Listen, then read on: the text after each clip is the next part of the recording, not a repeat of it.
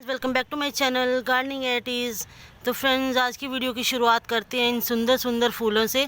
तो देखिए गुलदाउदी के फूल जो कितने सुंदर खिल रहे हैं। Red colour, pink colour, yellow colour.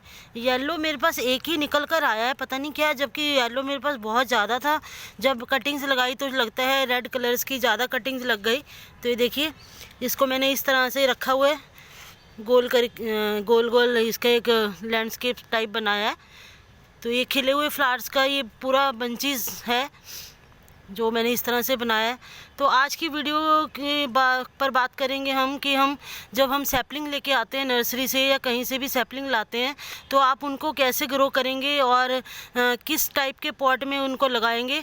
तो चलिए बात करते हैं उसके ऊपर। तो इसी तरह से वीडियो को बिना कट किए हुए हम चलते हैं अपनी सैपलिंग की तरफ।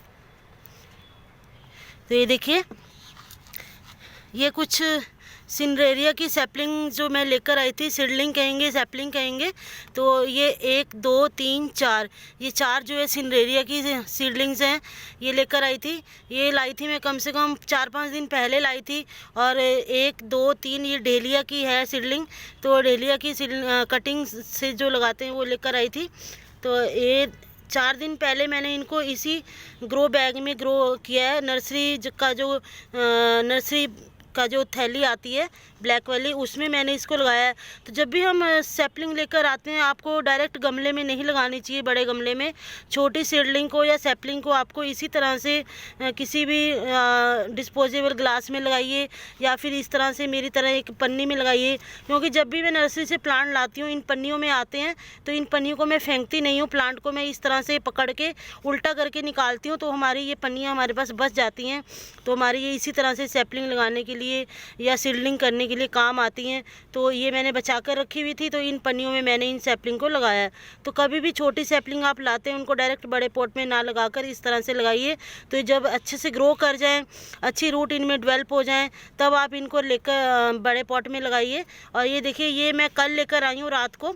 तो रात को लाते ही जब सैपलिंग हम लेकर आते हैं तो आते ही उनको लगाना पड़ता है, नहीं तो जो है वो ख़राब हो जाती है नेक्स्ट डे तक।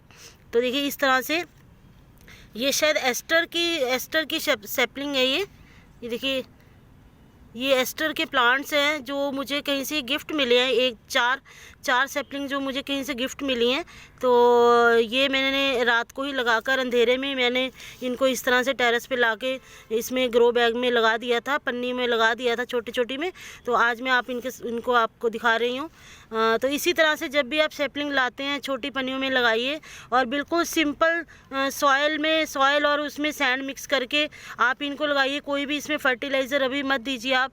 जब इनको आप छोटे बैग में लगाते हैं, कोई फर्टिलाइज़र की इनको ज़रूरत नहीं होती है। सिंपल सैंड और सॉयल मिक्सचर में आप बनाकर इसमें आप लगा दीजिए। जब ये अच्छी ग्रो कर जाएंगी, इनकी रूट्स अच्छे से बन जाएंगी, डेवलप हो जाएंगी, तब आप इनको सॉयल मिक्सचर बनाकर गोबर की खाद मिक्स करके या डीएपी वगैरह मिक्स करके तब इसको आप बड़े पॉट में शिफ्ट कीजिए। उससे पहले आप इसको इसी तरह से रहने दीजिए। और लगाने के बाद देखिए फ्रेंड्स, मैंने इनको छाया वाले रखा हुआ था।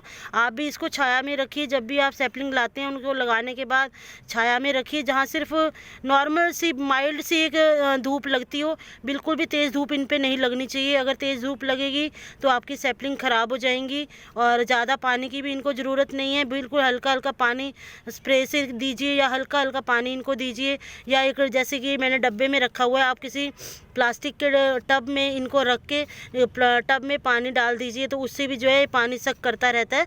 प्लांट जो है हमारा, इसकी सॉइल जो है नीचे से पानी सक करेगी और प्लांट को हमारे मॉइस्चर मिलता रहेगा। तो बहुत ज़्यादा पानी की सैपलिंग को ज़रूरत नहीं होती है। बिल्कुल हल्का हल्का स्प्रे आपने करना है। तो आप देख सकते हैं लगाने के बाद ही मेरी सैपलिंग ग्रो कर गई है। छोटी छोटी लीव्स इसमें से नीचे से निकल रही हैं।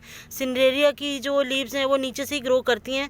तो उसका जो हम सैपलिंग लाते हैं कोकोपीट में, छोटे से इतना सा उसमें रूट बॉल होता है, बिल्कुल छोटा सा रूट बॉल होता है। उस रूट बॉल को सिर्फ आपने मिट्टी में दबाना है, बहुत नीचे तक इसको गहरा नहीं लगाना है। गहरा लगाएंगे तो नीचे से इसके रूट बॉल के पास से इसकी न्यू लीव्स इस तरह से नीचे से ग्रो करती हैं। क्योंकि ये बिल्कुल एक मतलब क्राउन की तरह कहेंगे, एक फ्लावर की तरह इस तरह से इसका प्लांट बनता है और बीच में से ही इसके फ्लावरिंग स्टिक्स निकलती हैं। तो इसको बिल्कुल गहरा ना गाड़ते हुए आपने बिल्कुल हल्का इसको सॉइल में रखना है और चारों तरफ से मिट्टी से भर देना है। तो इसी तरह से आपने इसको लगाना है और ऐसे ही आपने सभी सैपलिंग्स को लगाना है। जो इसका कोकोपीट वाला रूट बॉल होता है सिर्फ उसको उतना ही जाना चाहिए, जैसे कि यहाँ तक आप सॉइल नहीं भरेंगे, सिर्फ रूट बॉल ही मिट्टी के अंदर जाना चाहिए। अगर आप यहाँ तक सॉइल भर देंगे तो आपकी पूरी सैपलिंग ख़राब हो जाएगी। तो इसी तरह से आप अपनी सैपलिंग को लगाएंगे और इसकी केयर करेंगे। इसको बिल्कुल छाया वाली जगह में रखेंगे और इसके बाद इसको वाटरिंग भी कम देंगे और जब ये अच्छे से ग्रो कर जाए तब आप इसको बड़े पॉट में ट्रांसफ़र करेंगे। तो फ्रेंड्स, इसी तरह से आपने अपनी प्लांट्स की केयर करनी है और अच्छी फ्लावरिंग लेनी है। तो फ्रेंड्स, ये छोटी सी वीडियो आपको मेरी पसंद आए तो मेरी वीडियो को लाइक करें, शेयर करें और चैनल को सब्सक्राइब करें।